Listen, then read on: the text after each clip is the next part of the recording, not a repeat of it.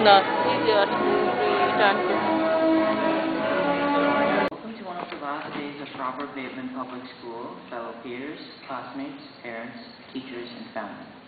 I'm honored to give you all this speech while you will not be really listening and waiting for me to finish. I must add that writing a speech is really much harder than it looks, so I advise not doing it. I decided that I will not be an actor because when I win the Oscar, I'll have to give a speech in front of the entire world, which I will not be able to manage. So, all I ask for is a few minutes of your time. Graduation is a time of reflection. We remember the things we've done the entire year. We look back and laugh at those memories saying, I can't believe I did that. Or we look back cringing saying, I wish I didn't do that, while your friends laugh saying it was hilarious when you did that. This reflection is proof of memories made during the year. Those memories strengthen old bonds. They are also proof of bonds made during the year. These bonds are special things which will never be broken.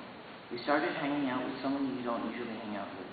Talk to people who you usually leave alone and they do the same to you. In situations like these, those special bonds are made. More memories with that person strengthen those bonds which should be cherished. We'd like to thank schools where we could wear whatever we wanted. My homeroom teacher was Miss Catherine Ross. She's a great teacher. She's probably forgotten me by now. She taught grades 4 and 5 in the same class. I remember in math we were supposed to revise something in groups of 3. That was when I made my first friends, Carrick and James. I'm sure you've all made those bonds with other people. They were the first people I had those bonds with. Later I had many more bonds since I'm that awesome. Just kidding. After a couple of months I got used to Robert Bateman Public School. I knew where places like the computer lab, library, gym, classroom were. I felt comfortable there, like I belonged. I'm sure everyone went through that, and I can't wait to get out of Canada.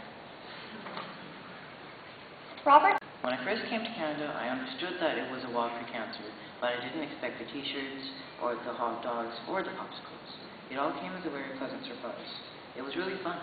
I'm assuming that everyone else who did the walk felt the same. I was surprised when I heard about the spelling. I didn't think that anyone would go through the trouble to make a competition of spelling, since in my previous schools we didn't even have clubs. I joined since I was curious. I made it to the regional competition, which is still quite an accomplishment. It was thanks to the practice my mother initiated. It was a word to study, which I barely did. Thank you. Thank you, Miss Stephanie, with the remembering capacity I wish I had, for telling me what to say in the announcements, but letting me pick the joke. Don't think I forgot you, even though I don't remember things well, Miss Jennifer. You called me every time I didn't come to school because I didn't want to. Mr. Duke, you too, for not understanding most of my questions, hearing me, and making me laugh at the same time. Thanks, Miss Martini, for noticing the look I didn't know I gave Mr. Duke when he doesn't understand my questions. Also, last but not least, I would like to thank my parents for motivating me and proofreading the speech. They didn't let me play video games until I was done. My father gave me a lot of inspiration. I am and always will be proud of my school. Finally, on behalf of the grade 6 class, I would like to thank all the teachers and staff